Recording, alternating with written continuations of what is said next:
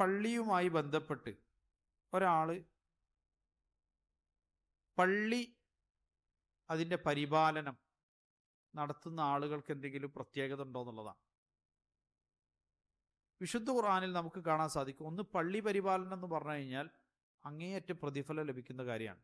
പള്ളി പരിപാലിക്കുക. ഇപ്പം നമ്മുടെ നാട്ടിലോ മറ്റോ ഒക്കെ എവിടെയാണോ പള്ളികളുള്ളത്, ചില ആളുകളെ കാണാൻ സാധിക്കും പള്ളിയായിട്ട് ബന്ധപ്പെട്ട് ഇങ്ങനെ സേവനം നടത്തുന്ന അല്ലെങ്കിൽ അതായിട്ട് ബന്ധപ്പെട്ട് ജീവിക്കുന്ന ആളുകൾ.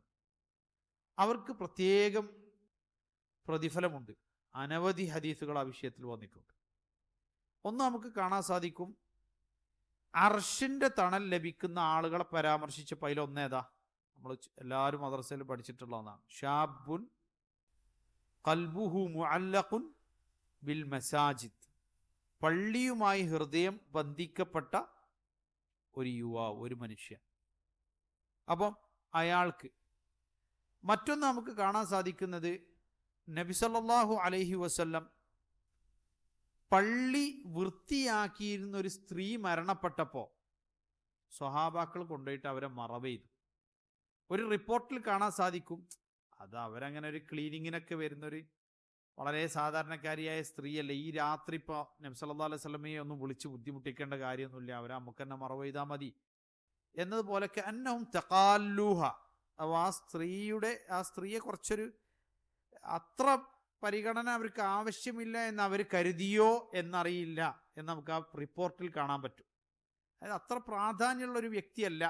ഇപ്പം നബി സല്ലല്ലാഹു അലൈഹി വസല്ലമയോടൊക്കെ പോയിട്ട് പറയേണ്ടതുണ്ടോ? അപ്പോൾ അവർ നിസ്കരിച്ചിട്ട് മയ്യത്ത് നിസ്കരിച്ചിട്ട് അവർ കൊണ്ടുപോയിട്ട് എന്ത് ചെയ്തു? മറവ് ചെയ്തു. അപ്പം നബി കരീം സല്ലല്ലാഹു അലൈഹി വസല്ലമ അവരോട് ചോദിക്കുകയും ആ സ്ത്രീയെ കാണാതിരുന്നപ്പോൾ അവരെവിടെ എന്ന് ചോദിച്ചപ്പോൾ നബി സല്ലല്ലാഹു അലൈഹി വസല്ലമയോട് പറയപ്പെട്ടു, അവർ മരണപ്പെട്ടു. വകാനത്തി ളൽമ, നല്ല ഇരുട്ടുള്ള സമയമായിരുന്നു. അപ്പം ഞങ്ങൾ എന്ത് ചെയ്തു? താങ്കളെ ബുദ്ധിമുട്ടിക്കണ്ട എന്ന് കരുതിയിട്ട് അവർ പോയിട്ട് മറവ് ചെയ്തു. അതാണ് അതിലുള്ള ശരിയായ കാരണവും.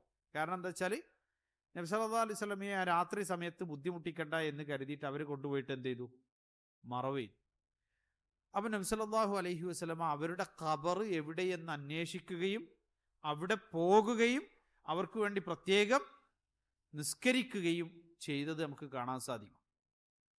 നിങ്ങൾ നിസ്കരിച്ച് മറവ് ചെയ്തില്ലേ, എന്നാൽ കുഴപ്പമില്ല എന്നുള്ള രൂപത്തിൽ പറയല്ല ചെയ്തത്. മറിച്ച് അവരുടെ ആ സ്ഥാനം അവർക്ക് ബോധ്യപ്പെടുത്താനും നബി സല്ലല്ലാഹു അലൈഹി വസല്ലമ അവർ ചെയ്തിരുന്ന ആ പ്രവൃത്തിക്ക് തിരിച്ച് അങ്ങോട്ടും അതേപോലെ ഏറ്റവും നല്ല സമീപനം അവരോടുണ്ടാവാനും അവരുടെ ഖബറിൻ്റെ അടുത്ത് പോയി അവർക്ക് വേണ്ടി നബി സല്ലല്ലാഹു അലൈഹി വസല്ലം എന്ത് ചെയ്തു? മയ്യത്ത് നിസ്കരിച്ച് പിന്നെ നബി സല്ലല്ലാഹു അലൈഹി വസല്ലമ അവിടെ ചെല്ലുകയും സഹാബാക്കളെ സ്വഫായി നിർത്തി അവിടുന്ന് നബി സല്ലല്ലാഹു അലൈഹി വസല്ലം അവർക്ക് വേണ്ടി മയ്യത്ത് നിസ്കരിക്കുകയും ചെയ്തത് ഹദീസിൽ നമുക്ക് കാണാൻ സാധിക്കുന്നതാണ്. അപ്പോൾ ഇതൊക്കെ പള്ളിയുമായി ബന്ധപ്പെട്ട് പ്രവർത്തിക്കുന്ന ആളുകൾ മാത്രമല്ല. തമീമുദ്ദാരി റളിയല്ലാഹു അൻഹുവിൻ്റെ ഹദീസ്, അദ്ദേഹം ഷാമിൽ നിന്ന് മടങ്ങുമ്പോഴാണ്, നമുക്കറിയാം ഷാമിലാണ് എന്തുള്ളത്, പിന്നെ അന്നത്തെ കാലത്ത് വലിയ വ്യാപാരം കൂടുതലുള്ളത്. അപ്പോൾ ഷാമിൽ നിന്നാണ് കുറേ സാധനങ്ങളൊക്കെ ഉടുക്ക് കൊണ്ടുവരിക, മക്കത്തേക്കും മദീനത്തേക്കും ഒക്കെ കൊണ്ടുവരും. അങ്ങനെ ഷാമിൽ നിന്ന് കച്ചവടം കഴിഞ്ഞ് അവർ മടങ്ങുന്ന വഴിയിൽ കനാദീൽ, അതായത് ഈ വിളക്കുകൾ വിൽക്കുന്നത് അദ്ദേഹം കണ്ടു. തമീമുദ്ദാരി റളിയല്ലാഹു അൻഹു കണ്ടു. അപ്പോൾ അദ്ദേഹം അവിടുന്ന് കുറച്ച് വിളക്കുകൾ വാങ്ങി. എവിടേക്കും വേണ്ടിയിട്ടാണ് വാങ്ങിയത്?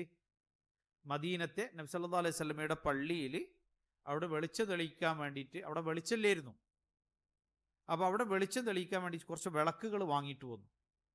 അങ്ങനെ ആ വെളിച്ചം വെച്ചപ്പോൾ നബി സല്ലല്ലാഹു അലൈഹി വസല്ലമയോട് പറഞ്ഞു, പിന്നെ നബി സല്ലല്ലാഹു അലൈഹി വസല്ലം ചോദിച്ചു, ആരാണ് ഈ വെളിച്ചം പള്ളിയിലൊക്കെ വെളിച്ചം വെച്ചിട്ടുള്ളത്? അപ്പോൾ പറഞ്ഞു, തമീമുദ്ദാരിയാണെന്ന് പറഞ്ഞു. അപ്പോൾ അദ്ദേഹത്തോട് നബി സല്ലല്ലാഹു അലൈഹി വസല്ലം പറഞ്ഞു, നവ്വർതൽ ഇസ്ലാം നവ്വറല്ലാഹു അലൈക്, നീ ഇസ്ലാമിന് പ്രകാശം നൽകി, നിനക്ക് അല്ലാഹു സുബ്ഹാനഹു വ തആല എന്ത് ചെയ്യട്ടെ? ധാരാളം പ്രകാശം നൽകട്ടെ എന്ന് നബി സല്ലല്ലാഹു അലൈഹി വസല്ലം അദ്ദേഹത്തിന് വേണ്ടി പ്രാർത്ഥിച്ചു. അതിലൊരു സിയാദത്ത് കൂടി നമുക്ക് ചില റിവായത്തുകളിൽ കാണാൻ സാധിക്കും, എനിക്കൊരു മകളുണ്ടായിരുന്നുവെങ്കിൽ ഞാൻ അവളെ നിനക്ക് വിവാഹം ചെയ്തു തരുമായിരുന്നു എന്ന്. അപ്പോൾ അതൊക്കെ തഅദീം, അതായത് പള്ളിയുമായി ബന്ധപ്പെട്ട ആ പള്ളിയുടെ കാര്യങ്ങളിൽ ഇടപെടുന്നതിൽ അവർ അങ്ങേയറ്റം ഉത്സാഹം കാണിച്ചിരുന്നു എന്നുള്ളതാണ്. നബി സല്ലല്ലാഹു അലൈഹി വസല്ലം പള്ളിക്ക് വേണ്ടിയിട്ടുള്ള സ്ഥലം എടുക്കുന്ന സമയത്ത് അവിടെ രണ്ട് സഹല് സുഹൈൽ എന്ന് പറയുന്ന രണ്ട് യത്തീം കുട്ടികളുണ്ടായി. ഈ യത്തീം കുട്ടികളുടെ സ്ഥലം കൂടി ലഭിച്ചാൽ ഈ പള്ളി എന്ത് ചെയ്യാൻ പറ്റുള്ളൂ, അവിടെ ഉണ്ടാക്കാനുള്ള സാഹചര്യമുള്ളൂ. കാരണം അവിടെയൊക്കെ ഇന്ന് കാണുന്ന പോലെയല്ല, അവിടെയൊക്കെ അതിൻ്റെ ചുറ്റുവട്ടത്തും ആളുകൾ താമസിക്കുകയാണ്. അപ്പം ഈ സഹല് സുഹൈലി എന്ന് പറയുന്നവരുടെ സ്ഥലം, അപ്പോൾ അവർ പറഞ്ഞു അത് പള്ളിക്ക് വേണ്ടിയിട്ട് ഞങ്ങൾ എന്ത് ചെയ്യാം, വെറുതെ നൽകാം. പക്ഷെ നബി സല്ലല്ലാഹു അലൈഹി വസല്ലം അവർ യത്തീം കുട്ടികളാണ് എന്നുള്ള പരിഗണന കൊണ്ട് തന്നെ അതിന് തയ്യാറായില്ല. മറിച്ച് അത് എത്രയാണോ അതിൻ്റെ വില, ആ വില അവർക്ക് നൽകിയിട്ട് മാത്രം അത് എടുത്താൽ മതി എന്നുള്ളത് കണക്കാക്കി അവർക്ക് ആ വില നൽകുകയും അങ്ങനെ അത് എടുക്കുകയും ചെയ്തൊക്കെ നമുക്ക് കാണാൻ സാധിക്കും. അപ്പോൾ എപ്പോഴും പള്ളിയുമായി ബന്ധപ്പെട്ട് അതിൻ്റെ കാര്യങ്ങൾ നിർവഹിക്കുക എന്നുള്ളത് പടച്ച റബ്ബിൻ്റെ അടുത്ത് വലിയ പ്രതിഫലം ലഭിക്കുന്ന കാര്യമാണ്. ذَلِكَ وَمَنْ يُعَظِّمْ شَعَائِرَ اللَّهِ فَإِنَّهَا مِنْ تَقْوَى الْقُلُوبِ. അള്ളാഹുവിൻ്റെ ഷിആറുകളെ മഹത്വപ്പെടുത്തുക എന്നുള്ളത് ഹൃദയത്തിലെ തഖ്വയിൽ നിന്ന് ഉണ്ടാകുന്നതാണ് എന്നുള്ളതാണ്. ഒരു മനുഷ്യന് ലഭിക്കുന്ന ഏറ്റവും വലിയ അനുഗ്രഹങ്ങളിലും അതുപോലെ തന്നെ പടച്ച റബ്ബ് നൽകുന്ന തൗഫീഖിലും പെട്ടതാണ് എന്ത്, അള്ളാഹുവിൻ്റെ ഭവനങ്ങളെ പരിചരിക്കാൻ സാധിക്കാം.